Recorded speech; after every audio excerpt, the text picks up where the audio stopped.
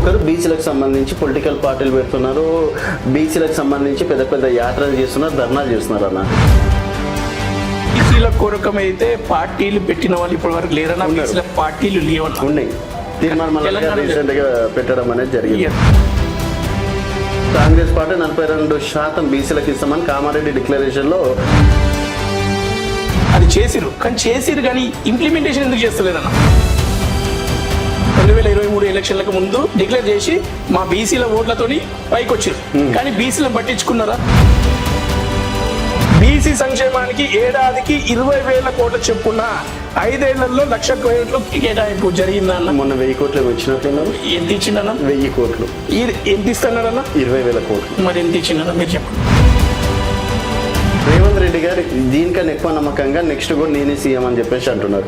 So ఇక్కడ రెడ్డి మళ్ళీ అక్కడ సీఎం చైర్లో కూర్చుంటే మీకు ఆయన సీఎం కావాలి అంటే, ఆయన టీం గెలవాలి అంటే ఓట్లు ఎవరు వేయాలన్నా? బీసీ బిడ్డలే వేయాలి. బీసీలు బిడ్డలే. నెక్స్ట్ బీసీలకి చైతన్యం రావాలన్నా, బీసీలు నాయకత్వం ఎదగాలన్నా అంటే మీ దగ్గర ఉన్నటువంటి ప్లాన్ సోర్స్ ఏముంది అంటున్నా నేను. బీసీలు చైతన్యం కావాలన్నా నాలాంటి యువత ముందుకు వచ్చేసి బీసీలు చైతన్యం కూడా మనం జరుగుతున్న మోసాలు, మన బీసీలకు జరుగుతున్న మోసాల గురించి ప్రశ్నించాలి, మనకు కావాల్సింది మనం సంపాదించుకోవాలి అని చెప్పేసి.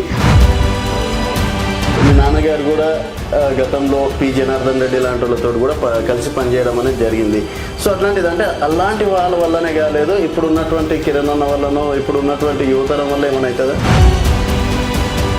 మా నాన్నగారు కూడా ముందు ఏం ఆలోచించారంటే, సరే మనం రాజకీయాలుగా సొసైటీలనే ఉండి కొట్లాడదాం, సొసైటీస్ ద్వారానే కొట్లాడదాం చేద్దామని చెప్పేసి సపోర్టివ్గా కొట్లాడారు, కానీ కాలేదు. ఇదంతా చూసి ఇది కాదు, మనం రాజకీయాల్లోకి వస్తేనే అవుతుంది, మనం డెసిషన్ మేకింగ్లోనే ఉంటేనే అవుతుంది, అందుకోసమే మనం రాజకీయాలకు రావాలని కోరుకుంటాం. ఈ రాజకీయ బ్యాక్గ్రౌండ్ లేని మీరు రేపు రాజకీయాలకు వస్తే తొక్కేరా?